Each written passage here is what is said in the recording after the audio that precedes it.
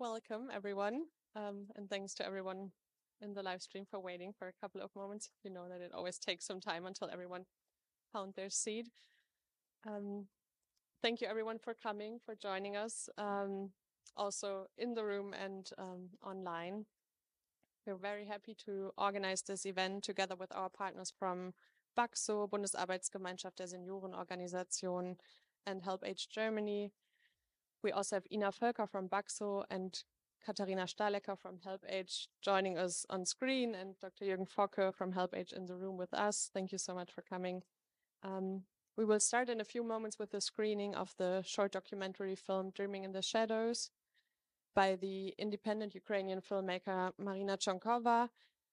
The film features 3 older people in Ukraine and portrays their situation. These 3 people, they have been displaced as a result of the full-scale invasion or are still living in areas directly impacted by the war. And it shows how these 3 people try to hold on to their dignity, live their lives, and continue to maintain their independence amidst a brutal war of aggression. And after the film, we have the chance to discuss with an excellent panel and a physical and virtual room full of experts and activists and politicians about the situation of older people in Ukraine and possibilities to improve their situation also. Fragen und Kommentare können dann gerne auch auf Deutsch formuliert werden natürlich. Das genau bleibt Ihnen und euch überlassen. The official part of the event will finish at around 7 p.m. and those who are in the office will then also have the chance to chat and have an informal exchange over drinks and snacks. And please, of course, feel free to grab something also during the event if you're hungry or want to have something to drink.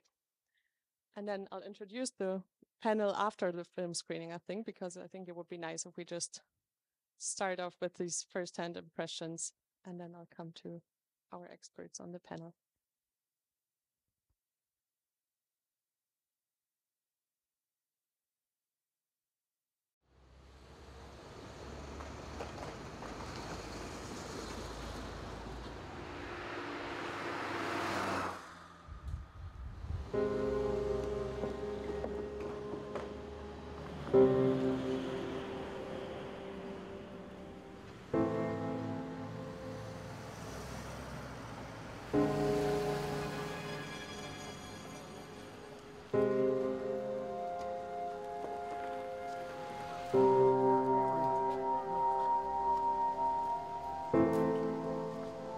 Это моя квартира, где я проживал, на 3-м этаже.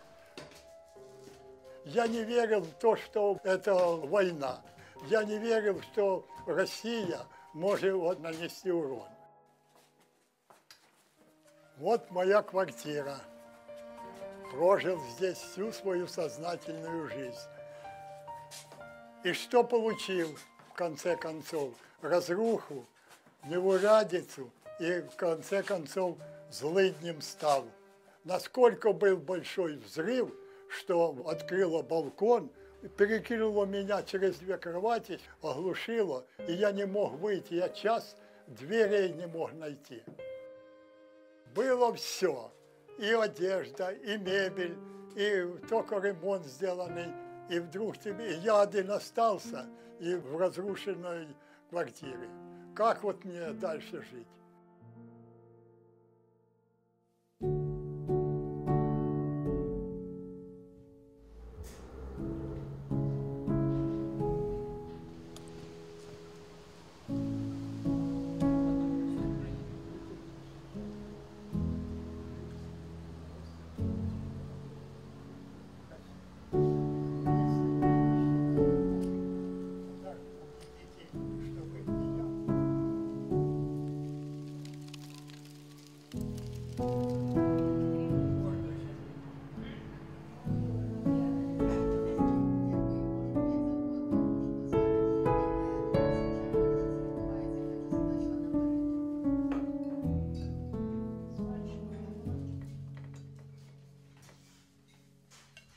Любви неведомы расценки, ее за горло не возьмешь. Но вот любви порой, когда отвергнут, на стенку ты ползешь.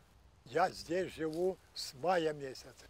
тут я бездельем не занимаюсь. В шахматы, в шашки играю, четверостишьем занимаюсь. Сам я родом с Богодуховского района Харьковской области. В Изюме проживаю из 1966 года. Работал в энергосистеме. Сын сейчас переехал в шелтер в Германию. Квартира осталась. Был специалист 272 тысячи, чтобы остановить ее.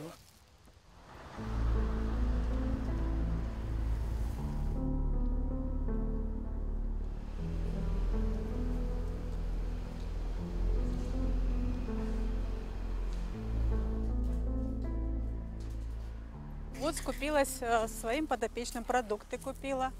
Сама я из города Луганск. Приехала сюда в 2014 году. Работаю на Салтовке. До войны у меня было 11 человек. Сейчас у меня 21 человек. Девочки выехали со своими семьями в другие города, в другие страны. Вот. Кто мы здесь остались работать, поэтому такая большая нагрузка. Самое сложное было, когда не было связи. Ни телефонной, ни интернетной, не работали магазины, все было пусто, не работал транспорт. Когда мы носили продуктовые наборы, то нам из окон, из балконов кричали люди о помощи. А я стояла с этими пакетами, и я не понимала, что мне делать. Мне их было настолько жалко, просто сердце разрывалось, как быть. Здравствуйте, Галина Владимировна. Добрый день. Идем, моя золотая. Яйца, хлебушек, маслечко и колбаска. Спасибо. Вот. Сколько денежек я должна за все? Получается 270 гривен. Пожалуйста. Прекрасно, хорошо. Как у вас дела? Была у бабушки.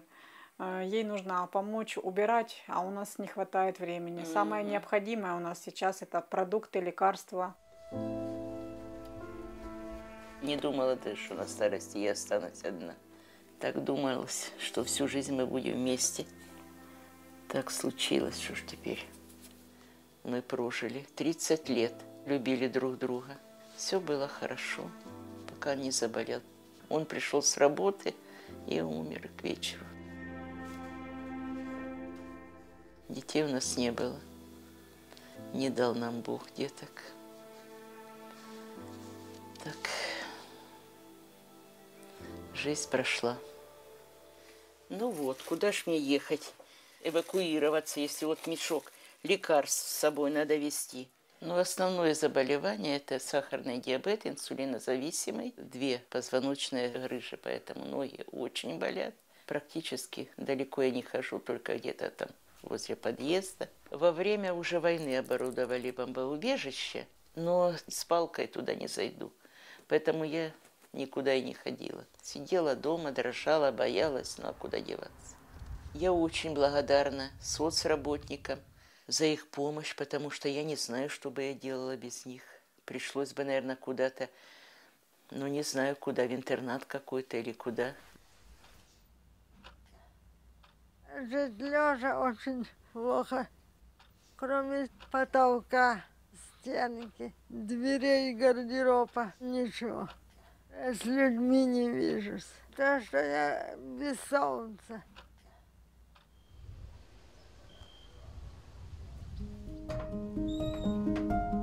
Я себя считаю счастливым человеком. Может, мне повезет, когда я отсюда выберусь, только когда. Все зависит, когда кончится война. Обідать будемо. Обидеть будем. Да. Так, зараз ми опускаємося. Зараз я... Ой, ох, вибачай. Давай на місце. Ще в нас 30 душ тут. 12 чоловік у нас, яких треба передіть памперс, помить, підмить. У мене ось спина зірвана вже зараз. Тому що я її так тягла. А вона ж в мене не одна, в мене там є люди ще поважчі і побільші. Коротше, хай постоє, я піду візьму, мені треба старти столу. Родилась я в Донецке, а всю жизнь прожила в Краматорске. Нет, до 20 апреля 22 года Я жила в своей квартире. Нанимала людей, чтобы меня поднимали. 2 раза в неделю мы обязательно то в парк, то на фонтан. Там у нас все близко. Как день рождения у меня обязательно я была. Как она приглашаю гостей инвалидов. Я компанейский человек. А потом, когда началась война, я решилась уехать, потому что 29 апреля не стало света во всем городе. Мне бы все нравилось, если бы меня вывозили. Больше 3 месяцев меня уже не поднимают. Я боюсь, что у меня может и тело атрофироваться. Это моя тетя Валя, сестра по папе. Яблочко хочешь? Да. Тетя Валя 86 лет. Она за мной уже ухаживает почти 20 лет. Ну, мы живем вместе с дня ее рождения. Тетя Валя меня и водила. Я ее и водила, и учила водить, и так далее, и с ней гуляла. Привязанность как к своему ребенку, что ли. Сын меня обвиняет в том, что ты меня бросила ради Али. Понимаете? Хоть он и больной, а я не могла к нему поехать, ее бросить не на кого. Раньше она была очень веселой. Сейчас, конечно, она очень много плачет.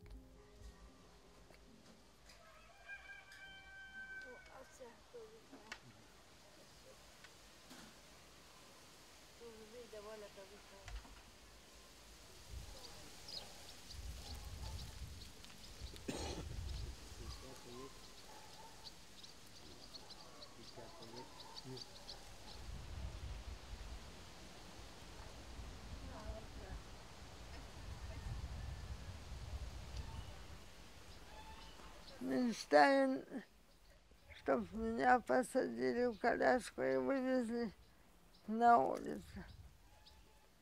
Я этого очень сильно хочу. Но ничего, не получается.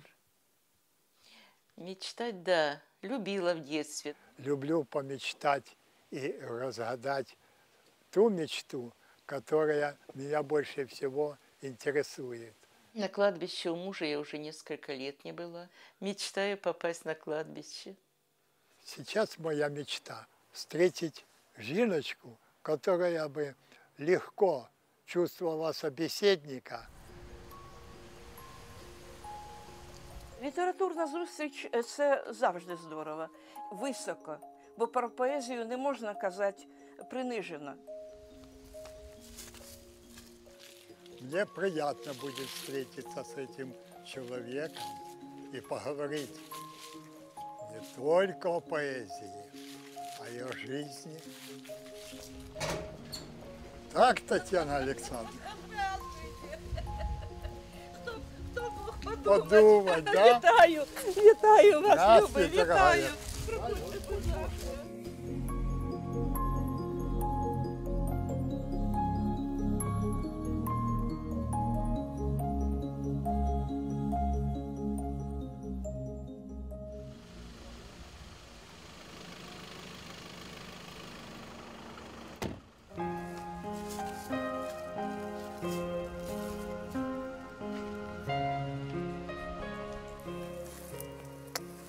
Здрасте, мой золотой. Как тут спокойнее, чем у нас. Ты здесь лежишь, ничего не знаешь, что у нас творится. Тревога, слышишь, какая, как гудит. И глаз тут из-за этого все позарастало, никто не убирает. Боже ты мой, когда же это все закончится?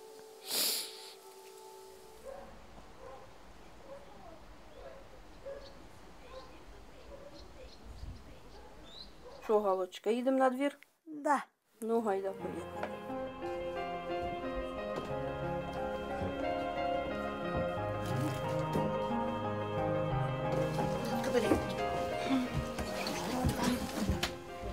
Вона в нас лежача, ми не можемо мити.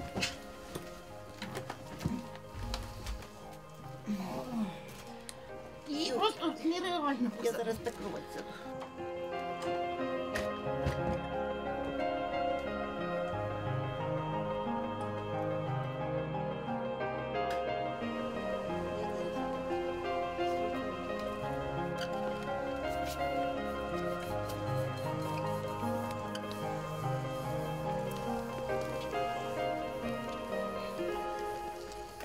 Тетя Фаина, вот.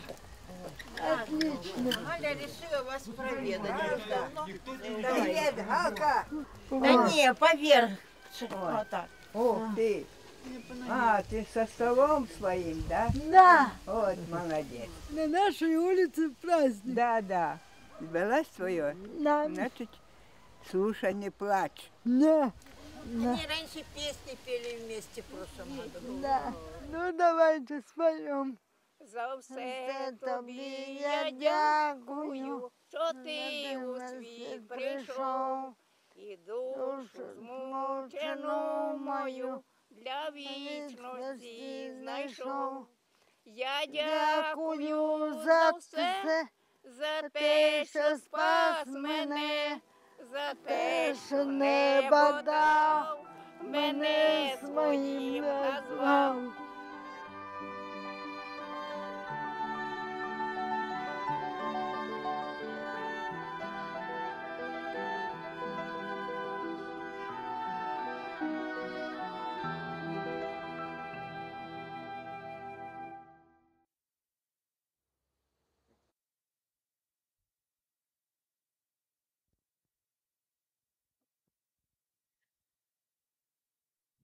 So yeah, it's hard to start after watching this really impressive documentary, I find. Yeah, let me take the chance to introduce our wonderful panel. Right next to me is Dr. Claudia Mahler, who was appointed the independent expert on the rights of older people by the UN Human Rights Council in 2020. She's a lawyer by training and works at the German Institute for Human Rights and leads the team on the rights of older persons. Her thematic priorities include the human rights of older people, as well as economic, social, and cultural rights, their justiciability, and the fight against poverty with the human rights approach. Thank you so much, Claudia, for coming. Thank you. Joining us from Kiev, I don't know if we can see her on screen already, is Ira Ganshorn. She works as a humanitarian aid officer at Libereco and organizes evacuations of older people and people with disabilities from Ukraine. She also supports the development of local structures for older people, and Ira was born in Kharkiv and now lives between Berlin and Ukraine. And she told me before our event that the situation of older people in Ukraine is also close to her heart because parts of her family still live in Kharkiv, including her aunt and uncle, who themselves are 87 years old. And there she is. Now we can see her.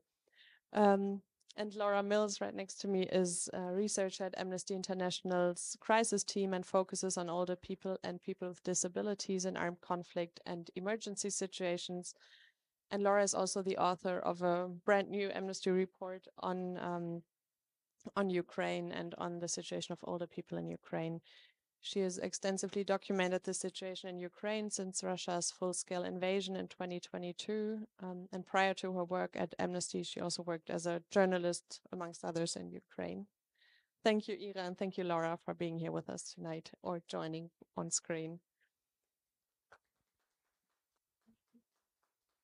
And maybe I'll just mention who I am as well, to those who don't know. I'm Janine Ullmann-Sieg, and I coordinate the work on Europe and Central Asia at the German section of Amnesty International.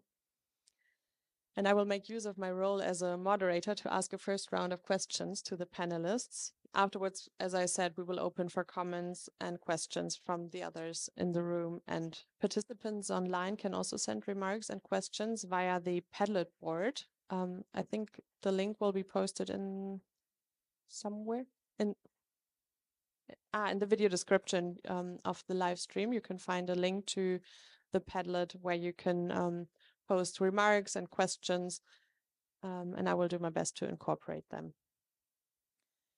Dora, the first question goes to you, since the filmmaker of the documentary that we've just seen accompanied you during your research in Ukraine, and you've met also the 3 people that we just saw in the film. As I said, you wrote 2 reports on the situation of older people in Ukraine, and during your research missions for this last report, you interviewed 89 older people in Ukraine. Could you tell us a bit about your research findings, and to what extent do the stories that we just heard about in the film are also representative of the situation of older people in Ukraine? Thank you everyone for coming and watching our film. It's really fantastic every time we show it, because I can write all of the long reports that I want, but I think that ultimately visuals speak much louder than all of my words, and I think you can see a lot more by seeing these 3 stories. So yeah, as Janine said, and you can pick up, there's copies over there, but we've now done, I've been working in Ukraine since the start of the full-scale invasion. But if you go to Ukraine, it's really impossible not to notice the large numbers of older people. And particularly when you go to conflict affected areas, often the only people you will see are people with gray hair. They stay behind in very high numbers. And that's for different reasons, because they find it difficult to evacuate because they have disabilities or they lack access to information, and that information is not being distributed to them, or because they're reluctant to abandon their homes, and they also very often live in poverty and find it difficult to get out, and sort of rebuild their lives elsewhere. So our first report from last year, it came out in December 2022, really focused on some of those issues of older people not leaving conflict affected areas, and the way that that impacts their lives very directly, in the sense of older people are disproportionately likely to die or be injured. So they make up about 23 or 24% of Ukraine's population, but they make up about a third of civilian deaths. And that we do think is probably linked to the fact that they're staying behind. We also looked at how they often stay behind in houses that don't have roofs, that don't have water, that don't have heating. Again, because they struggle with poverty and other issues, it's more difficult for them to then leave and rebuild their homes elsewhere. So they stay behind in those areas. Often they don't have access to healthcare. Whereas this report from 2023, it's sort of looking more at the situation of, okay, the war has now been going on, as we speak today, for almost 2 years. And a lot of these older people, like the ones that we speak about in the film, they're not exposed to that sort of direct risk to their everyday lives and to their security as they were maybe a year ago, right? So today it is obviously still dangerous in Kharkiv or Izium, but much less so than it was a year ago. The things that they're really struggling with is how to rebuild their lives, either in displacement or in the communities that their homes have now been destroyed in. So this report, it really looks a lot at the access to housing, how older people struggle to afford to pay rent. They often live in temporary shelters, but then those shelters are not physically accessible. So if you have a disability and you're older and therefore on a pension, it's really difficult for you to live in most of those shelters. We also look at the social care system. So we met in this film a social worker in Kharkiv. These people are doing a really heroic job, but they're often being paid absolutely minimum wage.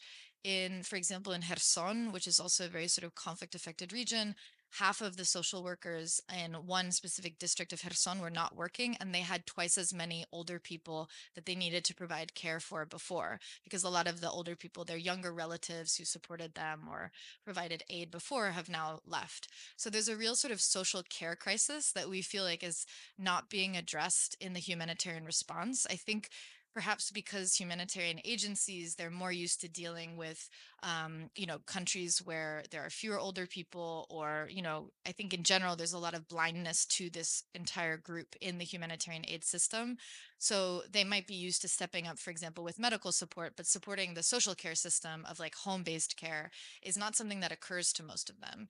And so we saw even really fundamental things that they need, like social workers need electric bikes to get from A to B because it's more safe for them to do their jobs. Even that is not being provided by the humanitarian care system in many cases. And so the natural result, which you see in the film, is with Halina, who's in the wheelchair. She, a lot of basically thousands of older people have been placed in institutions for people with disabilities since the war began. And, we are very concerned that while at the beginning of the war, this is obviously sort of a way to, give people a roof over their heads and food, we're very concerned about, the conditions in those institutions. You saw the sort of care worker who says, oh, I have 30 people to care for and I can't possibly put her in her wheelchair. And that's what you'll see if you walk into a care home in Ukraine is almost everyone is not dressed, not showered, not put in their wheelchair. Most of them are lying in their beds all day, and they're usually not gotten into clothes or taken outside or anything like that. And I think it's really important to frame this in, the human rights framework in that, this is neglectful, and it is also, not just Ukraine's, but also the international community's responsibility to step up and help here. And just a final point to sort of talk about why we're focused on older people in particular, because what we found is that age discrimination, it exacerbates a lot of the other issues that people face. So take, for example, Halina, who is a person with a disability. When I spoke to some care home directors, they tell me, so the staff ratio of like 1 to 30 people, which is obviously not good in any context, they said, oh, this staff ratio is okay for older people, for grandmas and grandpas, because they don't really need care. If a young person got into a car accident, they need rehabilitation, they need health services, they need physical therapy, they need to be put back on their feet. Whereas an older person who's had a stroke, even at the age of 65, when you are totally capable of being a productive member of society, the society kind of waves its hand and says, you are now an older person.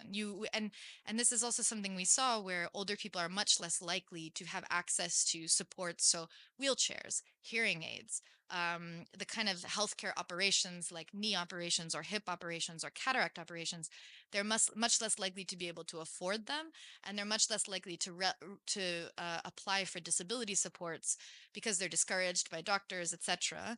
Because they're not seen as people with disabilities. They're seen as older people. And so because they're seen as older people, it's seen as, well, your health is declining. This is just what happens. So please accept fate, for example, in an institution. So we really tried to capture with the film the sort of wide range of different types of older people and there's a man and women, but also someone living in an institution who's had a disability all of her life. But now because she has gray hair and she's in her 50s and her main caretaker is her aunt, who's also an older woman, she's very much perceived as an older woman in that system, even though she lived independently her whole life.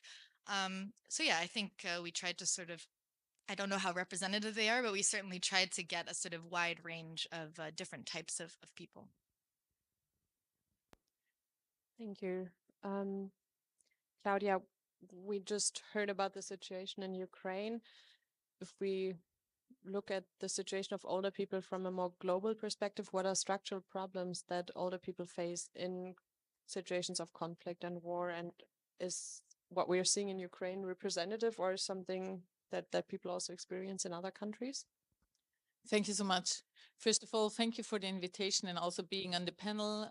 We know each other quite well. We also try to raise awareness to older persons in war situations and armed conflicts. And from my perspective, maybe also let me start with, I'm the only mandate in the whole UN human rights framework which has a specific focus on older persons, which already says something. I'm an independent expert with a very small team, and I don't have another constituency in the whole system which supports this topic. So that's also a structural, I would say, barrier in raising a lot of awareness of older persons. Second thing, older persons are very often not seen as rights holders. As Laura already said, they are seen as people in their later life, which don't need a lot of support because they're not productive anymore, which means, yes, if you're older, that's wonderful that you're still here, but it's also good that you just get the care we give you. So don't ask for anything more. And from the structural perspective, yes, we do have UNHCR with an age, gender diverse setting in their offices as well, but they are also quite clear about this, that the age perspective regularly goes in the other direction, so the focus is on children. But this might also be changing because we now see that, especially in the war in Ukraine, is a high proportion of older persons. But the same is also true for any other conflict. Older persons are the ones who are left behind, especially those with disabilities. Those, in regard of human rights, are the better ones off because they do have UNCRPD, the Convention of the Rights of Persons with Disabilities, who has in its framework Article 14, which focuses on the rights in armed conflicts. But older persons are not really covered in this section if they don't have a disability. So you see, from a very theoretical framework, older persons are already disadvantaged. But in very practical terms, they're the ones who flee at the last. Laura already referred to it. They stay behind. They also don't want to be a burden for their families. The system regularly overlooks them. And if they manage to go either to a IDP camp, internal displaced persons camp, they are the least to get the information because they are not connected very often through digital tools. They are not the ones who are in the focus of the humanitarian aid persons as well. So if you check also the diets, the food which is provided is very often not age appropriate in this regard. Especially the healthcare setting as well is also not age appropriate in this regard because they don't take into account what older persons really need. So yes, from a structured perspective, I would say the major issue is that older persons are invisible for the system. And this is also something we really need to change. It's wonderful that we focus on children and youth, but it's not good to forget that there's a life course. And also the youth of today will be the older persons of tomorrow. And if we think it through, it's good to support them now, but we should support everybody through their whole life course. So I think this is also a structural issue we need to change. Thank you. Ira, I'm coming to you now with a question. Laura just told us about the problems that older people in Ukraine are facing as a consequence of the full-scale invasion, and Claudia put it into the global context also. Last year, you told me that together with partner organizations, you at Libreco started to evacuate older people and people with disabilities from Ukraine to the European Union. I would be really interested to hear more about your work, about your experience in that regard, and also the challenges that you are facing. Yes, of course. Thank you very much for the invitation. Thank you for having me online. We are facing multiple problems on the ground with the relocations from Ukraine to Germany or to European Union. We started with this kind of relocations last year because all the emergency shelters and hospitals are full. So there are no capacities to really take an elderly person or a person with disability in. So we were thinking of relocating them to a safe country, for example, to Germany. And the problem really starting at the very beginning with the transport, for example. So the big international NGOs sometimes are not allowed to enter Ukraine. So they can't pick up those people. So we need to find a transport from Ukraine going to Poland, for example. But then drivers of buses or ambulances are mostly men who are not allowed to leave the country. So it's a multitude of little problems adding up to a very big problem. And then the real problems start in Germany because the German nursing homes are at their capacities. And it is very difficult to find a place for those people. So with the first relocation, we had 21 people and we searched for 4 months to really have a place for them. And those people, they said, yeah, I'm willing to leave Ukraine and I'm willing to go to Germany. And then they waited months and months without any answer from nursing homes in Germany, which is really frustrating. And then we eventually find those places, the whole logistic nightmare started. And then, of course, there is a difference between, we call it Pflegegrad in German. So maybe in Ukraine, this person has another diagnosis than in Germany, so they need to switch nursing homes. And it is very difficult for the nursing homes to get the money from the state. And we know a lot of nursing homes who are not willing anymore to take in refugees because it's very difficult for them with the whole process in terms of bureaucracy. And now this whole system was changed maybe in the beginning of this year. So now we can some sort of applying on European Union level. So we are preparing a list of people and their diseases or something like this with all information we can have. And then all European countries can say, yeah, yes, we have a place for them, or no, we don't. Which is, I would say, quite disrespectful, because the people cannot choose the country. They are really need to take what the offer will be, and most of the time there are no answers from the European countries. So it is very difficult, and that's why we started to build structures within Ukraine, which is difficult as well, because it's a back and forth with bureaucracy and grants and fundings as well. So it is a very tough and stressful situation for this topic right now. Thank you, Ira. We'll come back to what you just mentioned, the work of improving local structures that you're doing.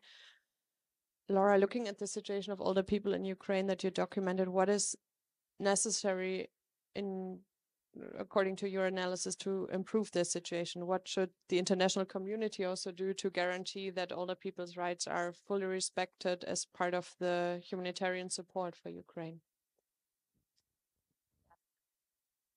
Of course, there's a lot of, legitimate pushback when we talk about Ukraine, sort of from the government and also from other parties saying, we're at war, what do you expect? Which, again, I think is legitimate, but I think it's actually weirdly the Ukrainian government that I think has been actually fairly receptive to the idea of care reform. And, they understand that the real problem is that these social workers at the local level, so under disability rights, international law, people have a right to support and a right to not be forced to live in institutions. I think in the West, because a lot of us know older people who have been placed in institutions, our, friends, grandmothers, or our own grandmothers and grandfathers, we normalize that. But actually under disability rights law, that is a violation of people's rights. And the CRPD and other convention and sort of guidance around it are very clear about that. And, the Ukrainian government has sort of, at least in private conversations, acknowledged that there does need to be reform. They are implementing the closure of institutions for children. And now we really want them to implement the closure of such institutions for adults. But we totally acknowledge that you can't just close institutions without building up support services in the community, because what are people going to do? So we're really calling on all of Ukraine's donors to start including older people and people with disabilities and sort of mainstreaming that work. We talk about gender mainstreaming, but there's no such thing as older people and people with disabilities mainstreaming. And I'll just give one example of, so the Polish government, they funded the construction of modular houses for displaced people in Ukraine. So these are like container-like structures. They're easy to build. You can kind of set them up within a matter of weeks or months. And they house displaced people in communities where there's been a lot of destruction. And now about 20,000 Ukrainian displaced people live in those communities. Guess what? Those structures are not physically accessible to people with disabilities. So these are newly constructed structures. They are single-story buildings. It would have been quite easy to put a ramp in front of them, to put grab bars in a few bathrooms to ensure that older people and people with disabilities have full access to them. And that did not happen. So it's really about how can we start talking about older people and people with disabilities now, so that when we are rebuilding housing in Ukraine, I mean, there are going to be billions of dollars going into the reconstruction of Ukraine. If we aren't talking about accessibility and older people now, we won't have inclusive housing and inclusive access in the future. And I think, I do think that Ukraine is aware of that, and the Ukrainian government is aware of that, but it's something that I think all of the donors need to, and sort of foreign countries need to be talking about and thinking about. I think it's particularly important for EU countries because, as you all know, the Ukraine is in the accession process to the EU, and there are certain criteria that have to be fulfilled in order for them to move forward in the accession process. And some of those criteria have to do with people with disabilities and older people, and specifically this issue of institutions and building up more care in people's communities for older people and people with disabilities. It is one of those criteria. And so I think really working in lockstep, both in the humanitarian front and the human rights front, to say, Ukraine, and this is what's so fantastic about Ukraine, it is a democratic country with a really strong civil society. I love working with disability rights and older rights activists in the country. And so now it's time to sort of take advantage of that commitment to human rights and really push this issue of inclusion, particularly for these two groups that often do get left out of that larger conversation. And then the final thing I'll say, which I'm sure Claudia is going to address at length, would be obviously we want to see member states, including Germany, support a convention on the rights of older people. So there are conventions on women, children, people with disabilities, and other groups at risk. And older people are arguably the largest group that's left out of this human rights discourse. And yes, the common, response is, oh, they fall under other groups or they fall under general provisions. But what we've seen, and Claudia mentioned it, is time and time again, older people are not mentioned in member states' UN statements. They are not mentioned in Security Council resolutions, and they are just constantly left out. And even in laundry lists of other groups, they will not be mentioned among other groups. So we see that without a convention, which would really sort of create the normative framework and create laws, pressure to have domestic laws on older people, we're not going to get to a point where ageism and age discrimination of the kind that we also see in this film are truly combated. And that's the case for Ukraine as it is for everywhere else. So that would be our other concrete recommendation, is lobby your government to support the convention. Thank you. And we talked about how, of course, ultimately the main step that would need to happen with regards to the situation in Ukraine is, of course, for Russia to end this war of aggression. How this is, of course, the main step that could improve the situation of older people, but then the other issues that you just mentioned, of course, remain relevant even in such a situation. Ira, you not only evacuate people, but as you said, also try to improve local support structures, also since you told us about problems that you have with these evacuations. To what extent is it possible to do this work under the conditions of a war of aggression, where Russia is waging a war against Ukraine? Like, could you tell us a bit about your projects in that regard? Yes, so we started with our first project maybe almost a year ago. It is in the oblast of Ivano-Frankivsk in the city of Kalush. So there are regions in Ukraine which are as safe as possible during a full-scale war to establish this kind of nursing homes. So there are data like strikes per oblast or some things like this. So you can really have a lot of insights how safe it is. And we found a hromada, which is like a commune, and because the problem is that we can renovate and equip such a nursing home, but the daily costs of running such a nursing home must be covered from the Ukrainian state. And first of all, we need to find a place, a city who's willing to do so. And one of the cities was Kalush. And they had an empty building, which is connected to a hospital. And we agreed to renovate and equip it. It is up to 50 or 60 people. I think 60 is the very maximum and 50 is like okay-ish. and we established 20 working places for staff of the nursing home and stuff like this. And this is some kind of a pilot project for us, and we really try to find new funding to repeat this kind of projects. We tried to include, we had one specialist for accessibility during the renovation. So we had one, she's an activist for people with disabilities, and she was our expert on how to rebuild and renovate the building. And we really tried to focus on this kind, like it was said, that there are projects about recovery, but they are not accessible for elderly people or for people with disabilities, which is really not, it's not ideal for now for us. And really hope that we will get new funding and more funding to repeat those kind of projects. Because what we see with elderly people, and what I see, for example, within my own family, is that the people, they don't want to leave their city or the village, let alone the country. And it is very difficult for them to adapt in a new country like Germany. If they don't speak the language, they don't know any people, they get lonely, they get depressed. So it's really a huge risk for their health as well. So we really try to expand those structures within Ukraine, but it's really a back and forth with federal donors, with the German government. Is it safe to implement in Ukraine? Yes, no, it's a lot of discussions.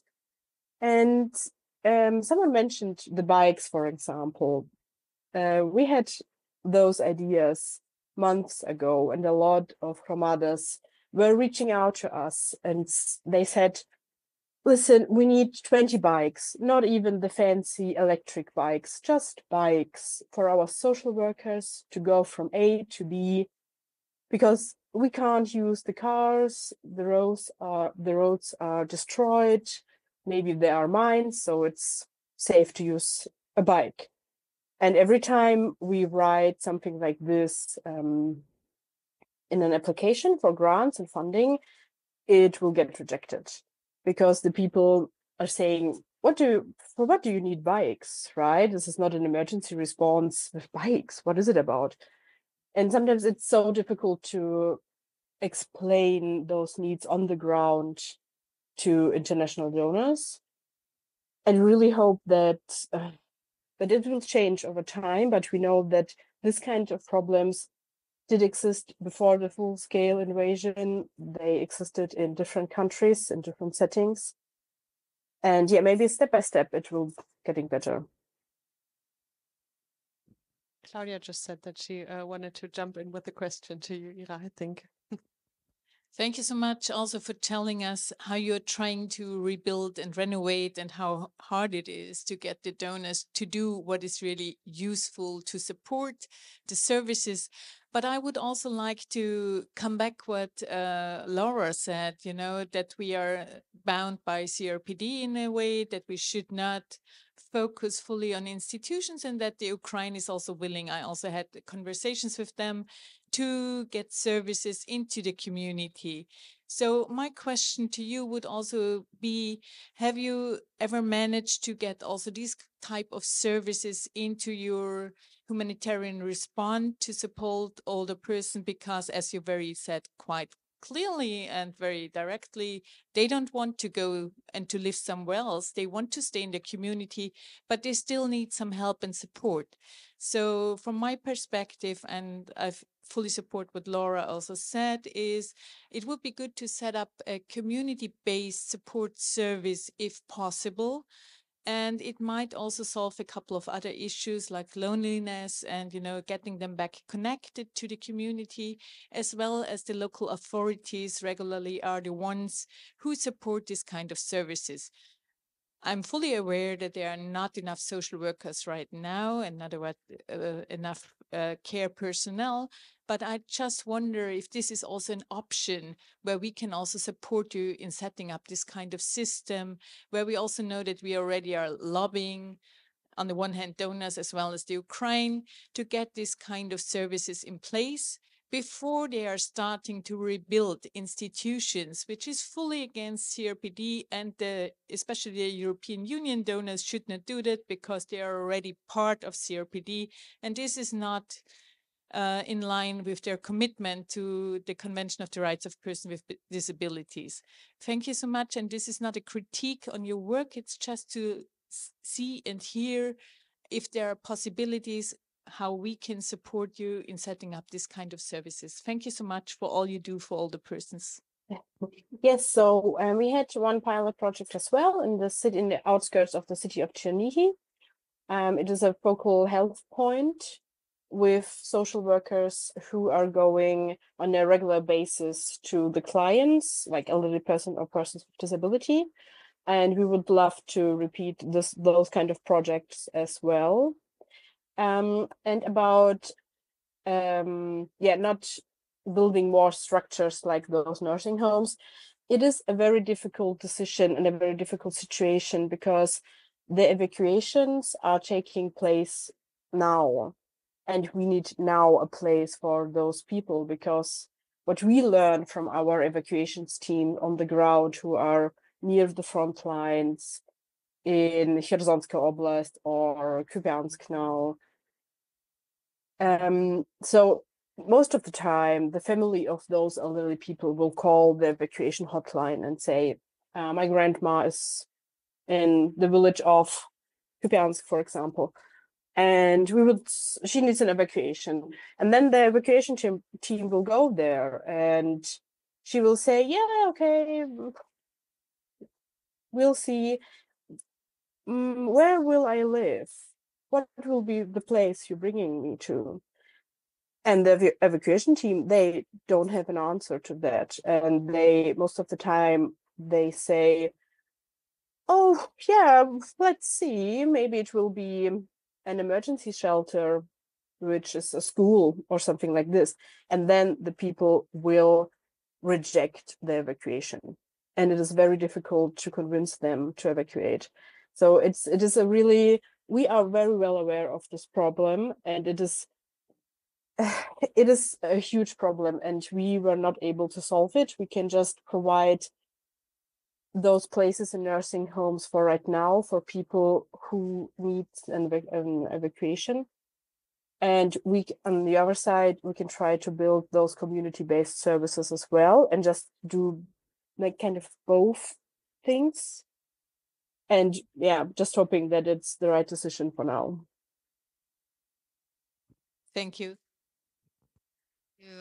Claudia, that was obviously, and Ira also to say thank you for your work. And, I understand like sometimes the actual work on the ground, it can be so hard to get all of this done. And so it's incredibly challenging. And I'm sure you probably know like Olga Volkova from Okean Dobra, who runs a shelter in Dnipro. But she is a disability rights activist who struggles with this exact problem, that there are such a wave of older people with disabilities who are constantly coming out of conflict zones. And Olga is 100% opposed to institutions, but she has had no choice but to send 1,000+ people to institutions. I do think, though, this is exactly, why we should be raising our voice about this, because to Ira's point about the e-bikes or the bikes, this is exactly, these are things that actually don't cost a lot of money. And social workers told me that they applied from the local administration for grants for like 20 e-bikes or something. And they waited 6 months. And like Ira was saying, were eventually rejected. And this is just a way that they can safely do their work to get to A to B without being shelled, and to provide care at home for older people with disabilities. And because the humanitarian system is so rigid, it doesn't see this as, oh, instead of supplying like food packets or hygiene kits, maybe older people and their communities need different things. And it's this lack of flexibility and this lack of adaptability, which is a huge problem. So I think it's really important to start talking about that and really start to sort of storm the door down, because then I think the main problem with building these shelters now, even if we say it's, or the nursing homes now, is that we say it's a sort of temporary solution, but inevitably they become permanent.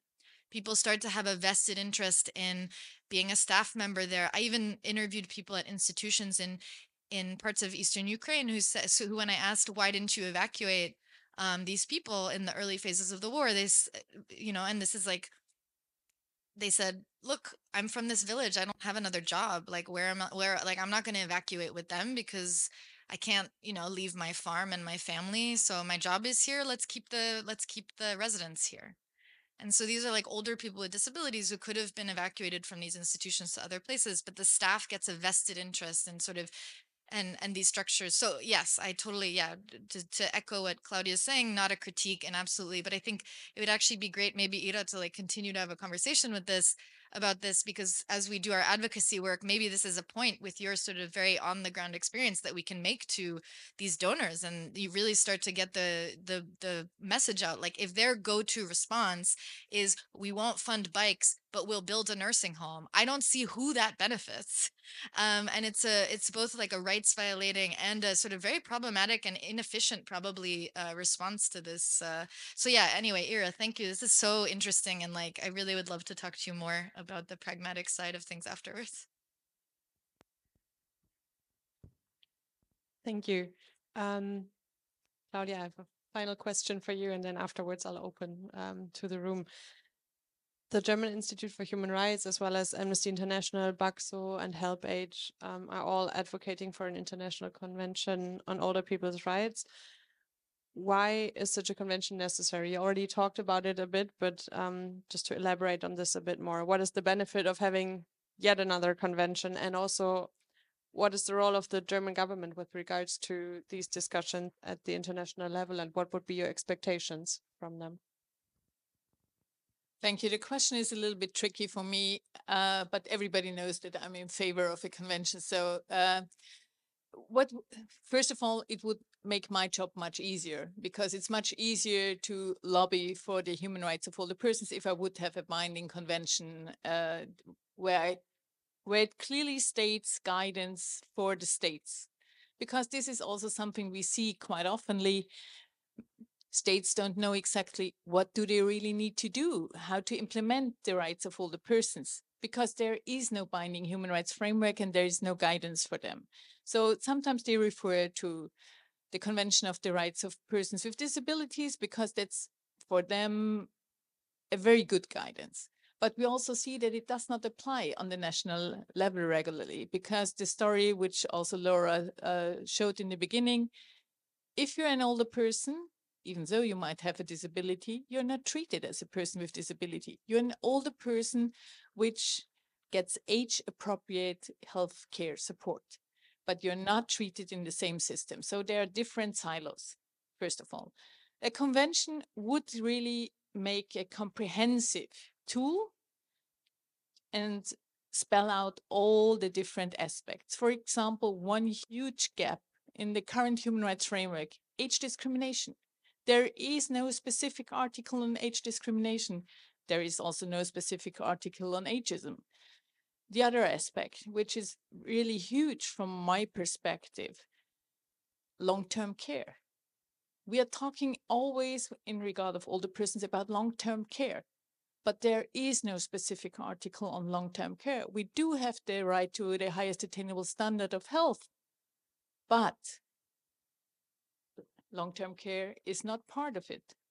Even palliative care is not really part of it. So if you try to find these kind of provisions, you really need to dig very deeply. So you need to see what the Committee on the Rights of Economic, Social, and Cultural Rights said to the right on the highest attainable standard of health.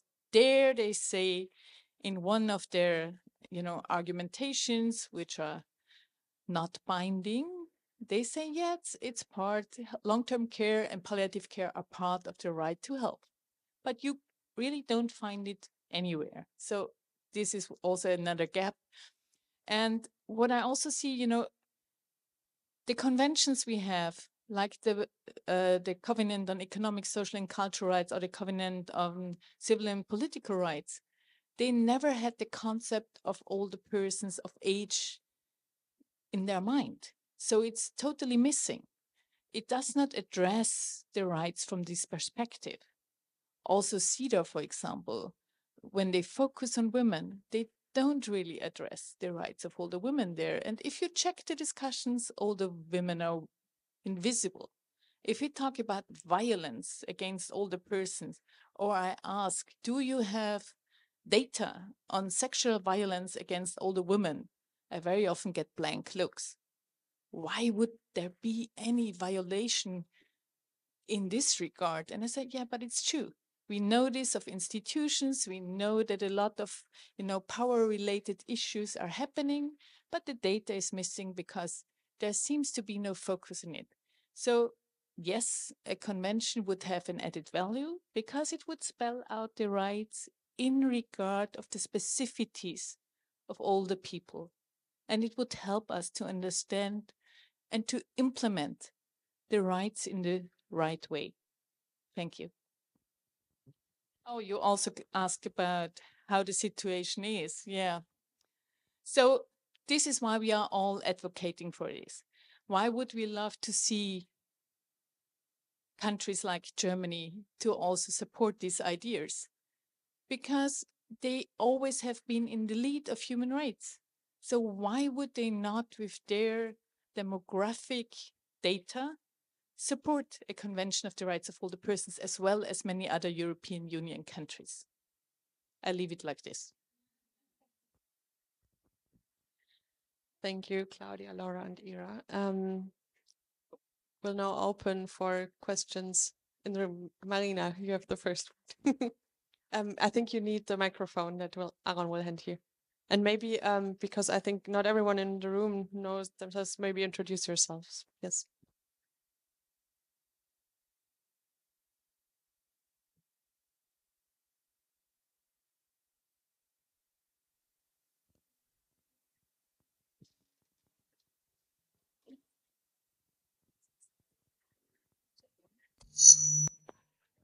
Two microphones, too close.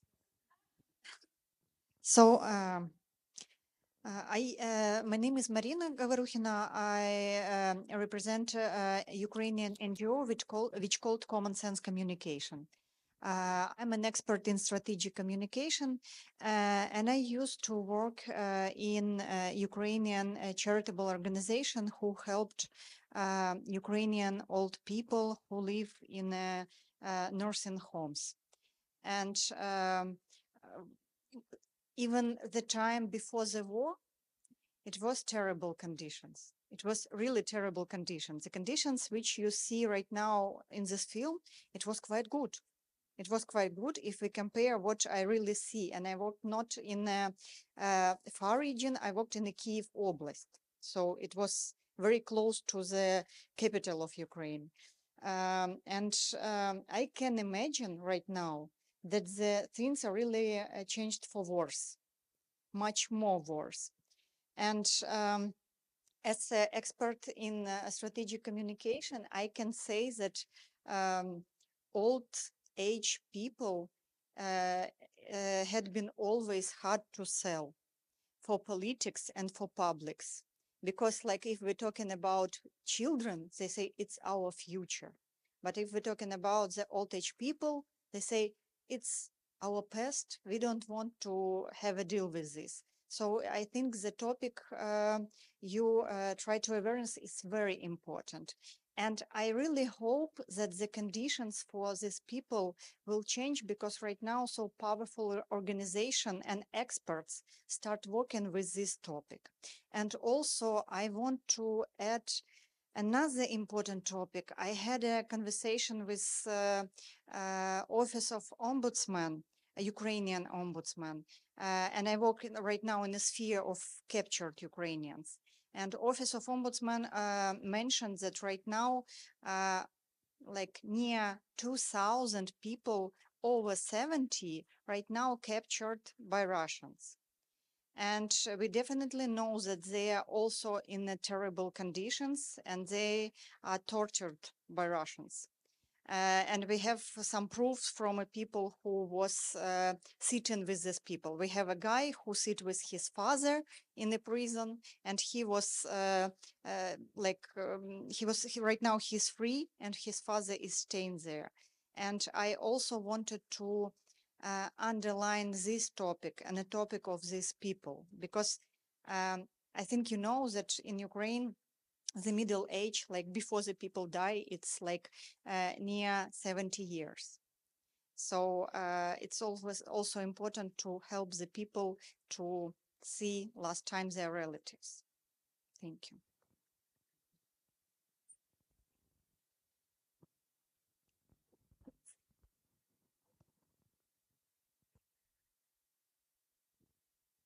Thank you, Marina. Such an important issue, and that you raised also with. I'm commenting on the second one, and then I'll hand over to you. That you raised with regards to the situation also of captured civilians. And as you know, Amnesty International is also working on this issue and hoping to put something out on this and doing research on this. But I'll hand over to Laura. She said that she has remarks.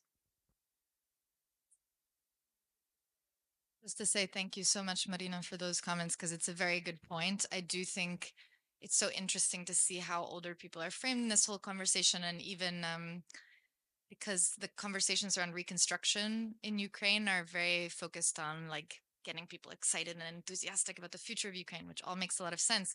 But the upcoming reconstruction conference, for example, is called Human Capital. Right. And of course, it's like, how do we fit older people with whom we are so used to talking about them as, you know, losing their capital?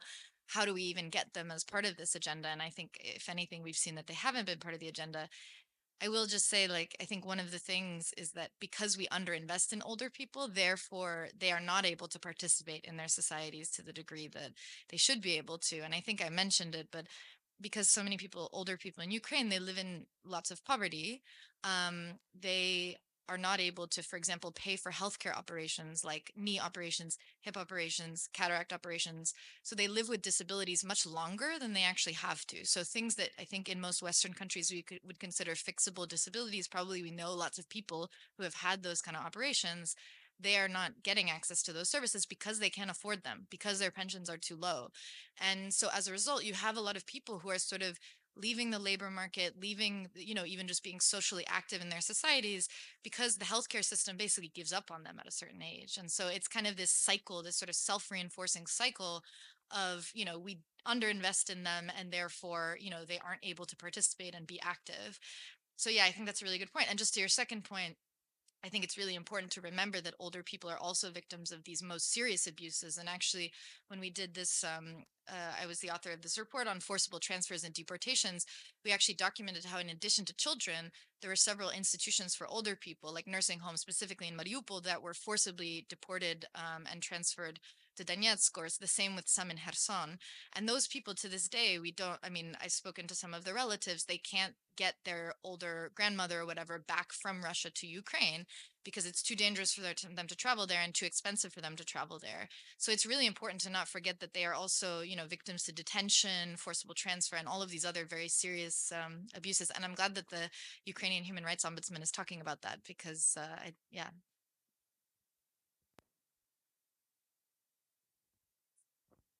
Maybe also to add to this that, for example, education, lifelong education is a huge topic, but very often we see that it's really underestimated. And what, especially in a couple of countries of the region as well, now they are trying to get a couple of, like, say, third universities, or in regard of digitalization, a couple of new tools installed, but still, as you said, they are not really seen as the future, but actually older people are the future of most of the countries. So it is not really seen through the right lens. Thank you so much for mentioning this. Thank you. We also had one question in the chat, which Susanne is sending to me via by a signal, so that's why I'm looking at my phone. And the question that was asked, I think it was partly answered already because it was asked, I think, at an earlier point, but maybe you want to add to it.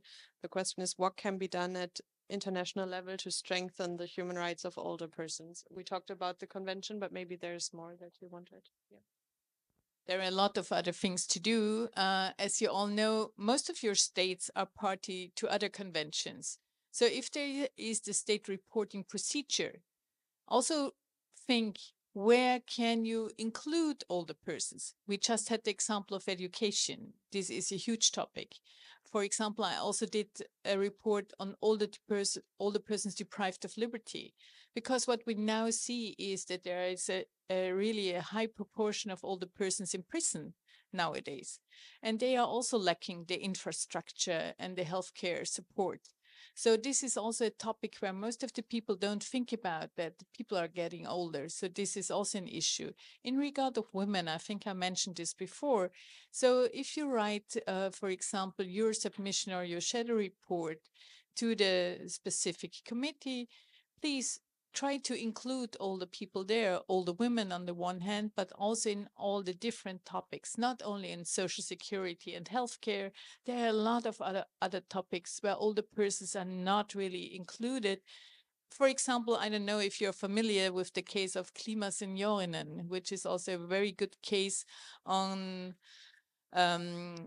climate-related issue in Switzerland. So a big group of older women claimed that Switzerland is not doing enough to enforce the criteria to change the climate in Switzerland. And so they claimed that they are suffering from heat waves, that they are suffering too much, and they took them to the Court of Human Rights. So as you see, there are also powerful structures sometimes, which also focus on topic which you would not relate in the first idea with older persons, but they are very active and they are very supportive. And I think one issue is also let them participate. They are also human rights defenders. They might not argue for the human rights of older persons, but many older people are human rights defenders and focus on other topics. So it would also be good to reiterate that the old age part in the specific topics would be mentioned, and that their significant support and commitment would also be treated as part of the older population as well. I think I'll leave it here because I can go on for ages. Thank you, Claudia.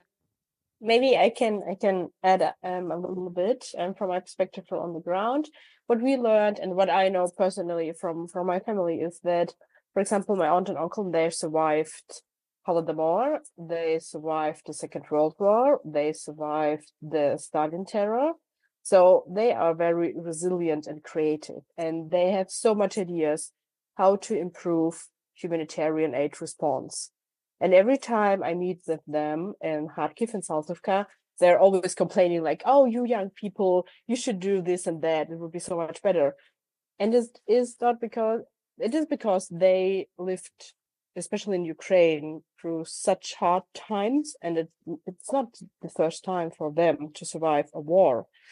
So there is so much potential to learn and to really improve our response if we would just talk and listen to those people. And yeah, maybe I hope that we will improve in regards of this over time. Thank you, Ira. Very important comment. Are there other questions from the room? Susanne is just telling me that there's one online, but maybe while I'm looking at it, if anyone else wants to jump in. Yes, please. You could. We need the microphone.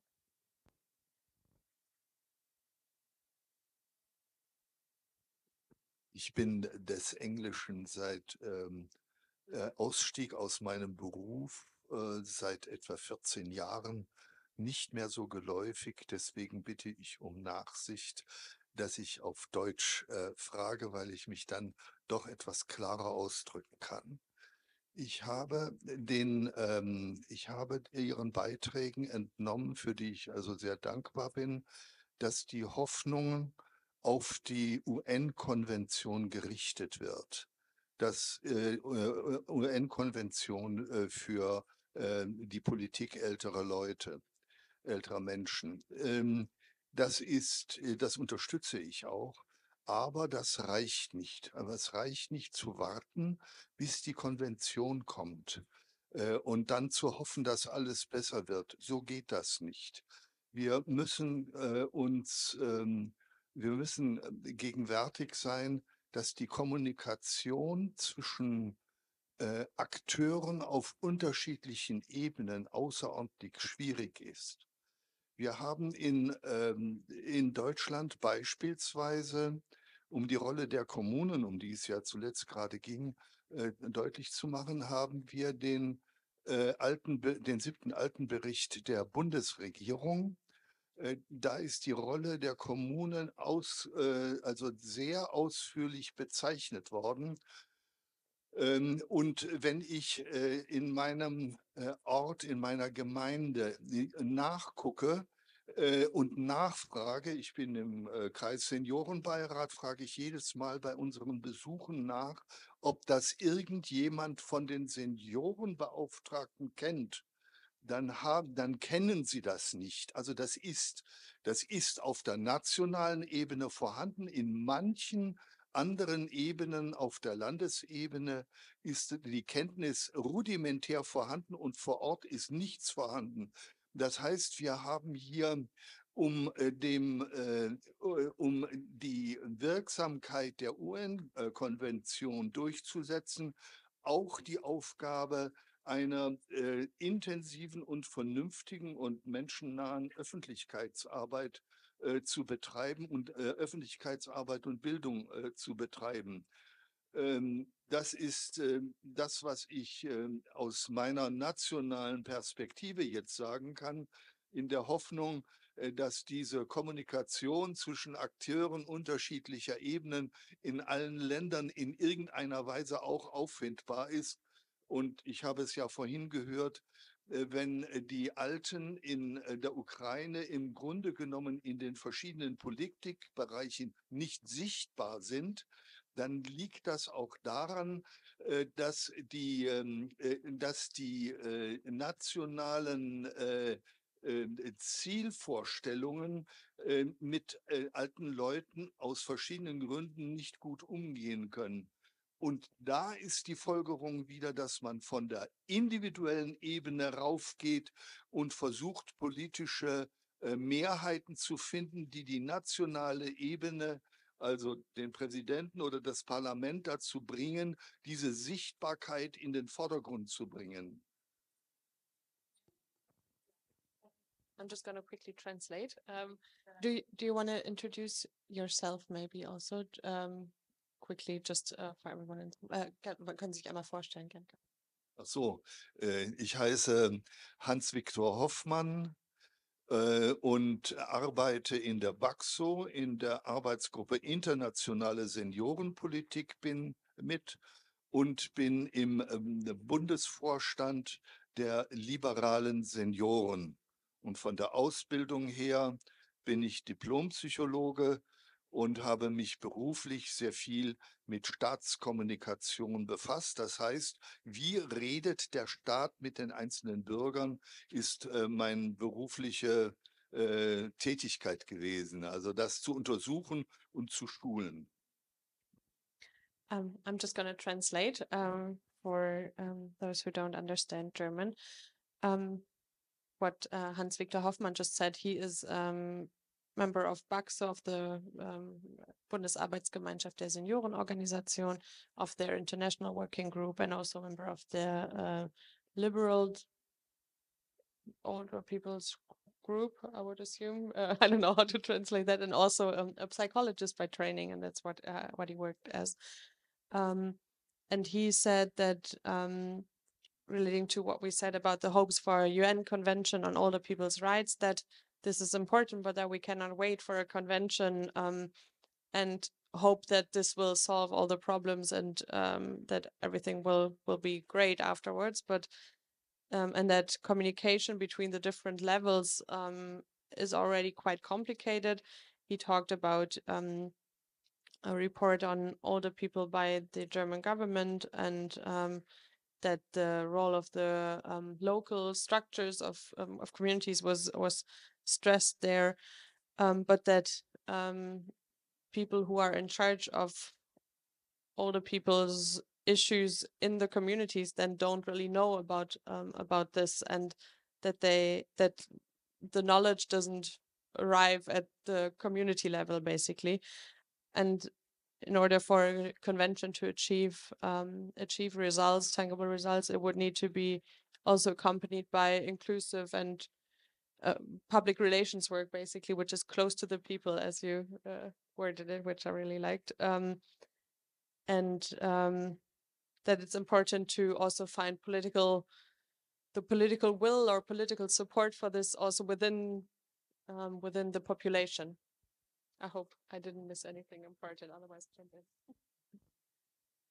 Thank you. I think this is a very good example also what we see here, because this is a report which is due in every legislation.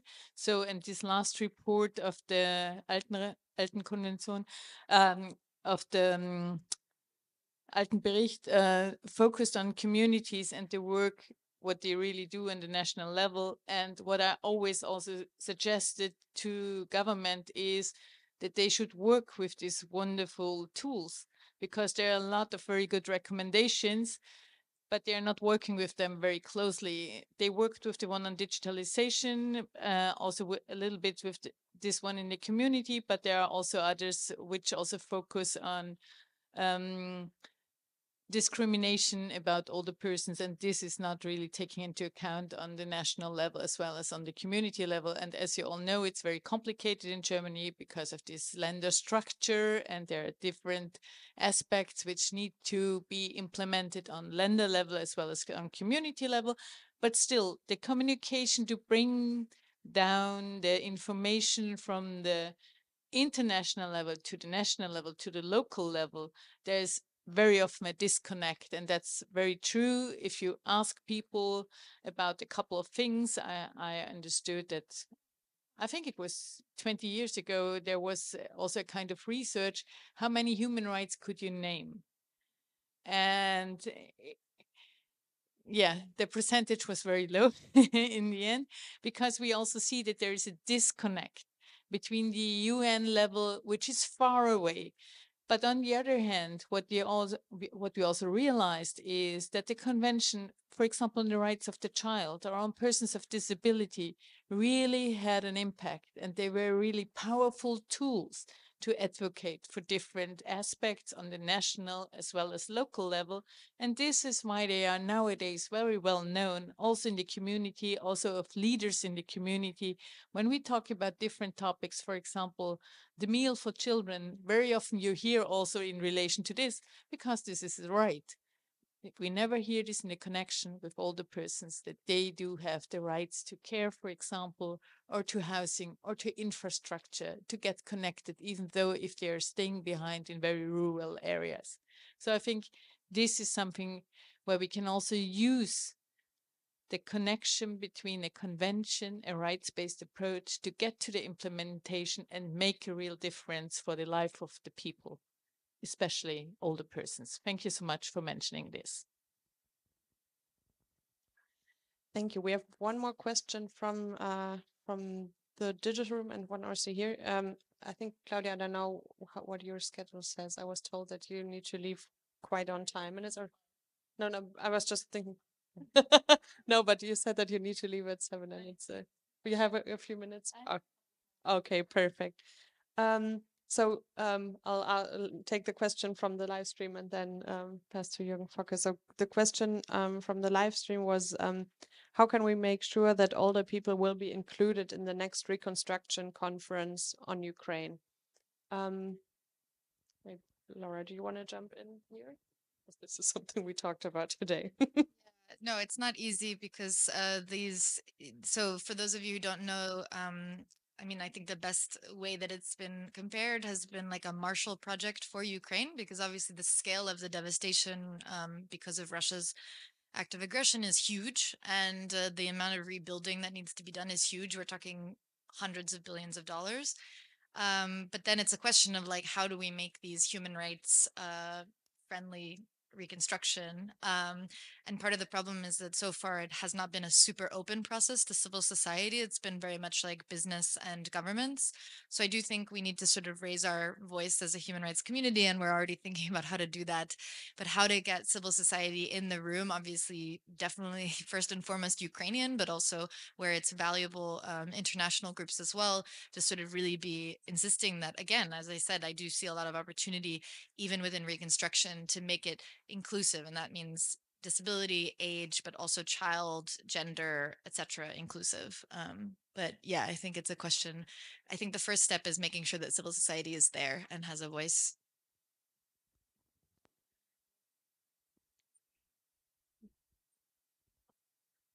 I think the problem always is, as you said, older persons are very often overlooked, and it's pretty hard to get also the states who support this kind of processes to acknowledge that this is an overlooked group. So I think we really need to raise our voices and check what are the indicators for this.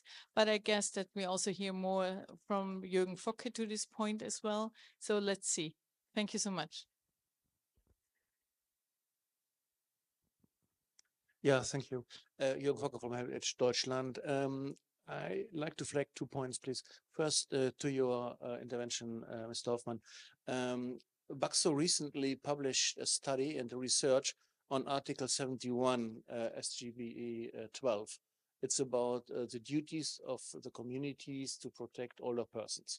And this should become our, let's say, Bible, and go to the community, say, it's written down exactly what you have to do, and do it now, because it is already mentioned and stated by law. It's not wishful thinking.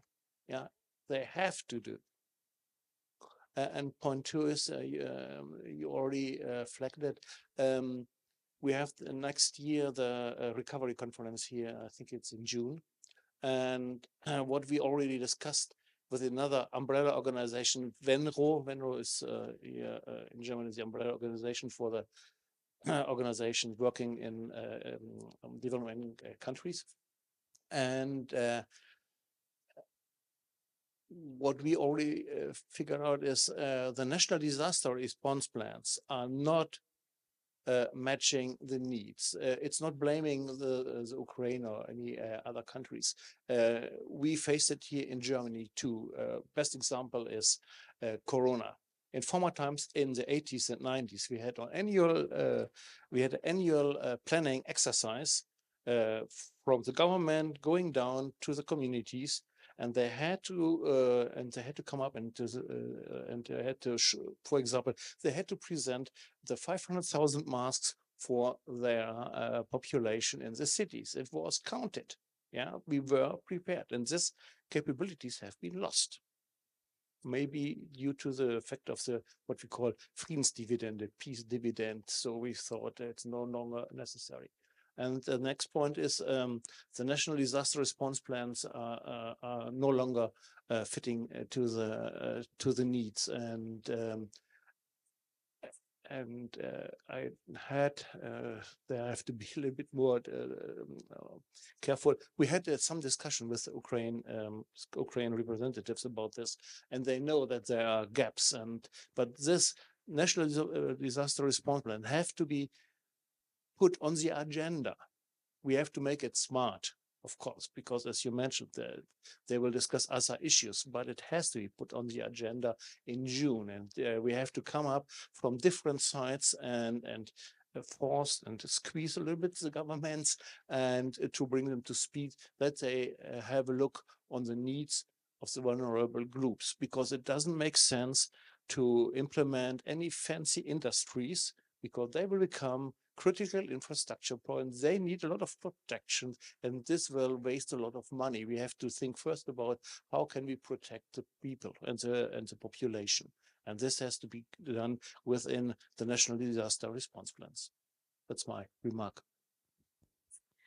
Thank you. I think we need to close with our discussion, and but we have the chance to continue, of course, the exchange with some drinks and snacks over there. And I will now hand over to Ina Völker, who will also join us on screen from BAXO, Bundesarbeitsgemeinschaft der Seniorenorganisation, who will say a few final words. Perfect. There she is. Thank you, Janine. And before I actually will move on to my final words, I just wanted to also add to what Jürgen had already mentioned about the study and the paper. We have actually also just published a guide on how to implement the existing law, so paragraph 71 of the social code, just I think last week or so, and I put the link already in the chat, and you can find it on www.baxo.de. But that was just a side note. And now to my final words. So dear panelists and dear participants, I think it's been a really enriching and insightful evening showcasing the consequences of the Russian war for all the people in Ukraine. And yeah, the images really of the film, I think, were really powerful, and also the stories of all the people fighting for their dignity and independence, very moving. And actually, I find it quite difficult to do justice to these individuals and also the whole population that they represent with the final remarks. So just really saying how important it is to have movies like this, discussions like this, to show what is the reality. And I also found it quite reassuring to see how resilient and hopeful also these people are, despite the situation that they find themselves in. And really, I hope that, Laura, maybe you can also tell them how important it is that they are sharing their stories, because it's certainly not an easy task also to do so. And I think we can be really grateful that they share their stories and support our advocacy work in that sense. And I think it really motivates also to advocate and fight for the better protection of the human rights of older persons when you really see and hear stories like this. And it's been mentioned before, we are advocating for a UN Convention for the Rights of Older Persons for some time now, together with hundreds of NGOs and other important stakeholders like the National Human Rights Institutes across the world. And having said that, I also just wanted to really ask you all for a tiny little contribution to that call for a convention by signing a petition that we have just launched on Sunday, which was the International Human Rights Day, and the Global Alliance for the Rights of Older Persons, which is a network of over 400 NGOs from 80 countries all around the world, has launched this petition. And it would be great if you can help us by signing and sharing it with your networks. And I put the link already on Padlet, but maybe we can also, Amnesty maybe can share it with all the participants afterwards. And yeah, and last but not least, really thank you, Amnesty, dear Janine and dear Laura, for inviting us to co-sponsor this important event. It's been a real pleasure, and I'm just sad to not be there with you now and rather be here in Bonn, but I hope that we can continue our collaboration. It's been just a start. So thank you very much. Thank you so much, Ina. And thanks again to our wonderful panelists. And yeah, looking forward to continue the discussion. Thank you, Ira, again for joining us from Kiev. Have a nice evening in Berlin. Thank you. Looking forward and hopefully see you soon or hear soon about bikes and recovery programs and yes, everything else. Very much looking forward to continue. Great. Okay. Have a nice evening. Bye. Bye. Thanks, everyone, and looking forward to continue the discussion over there. Bye.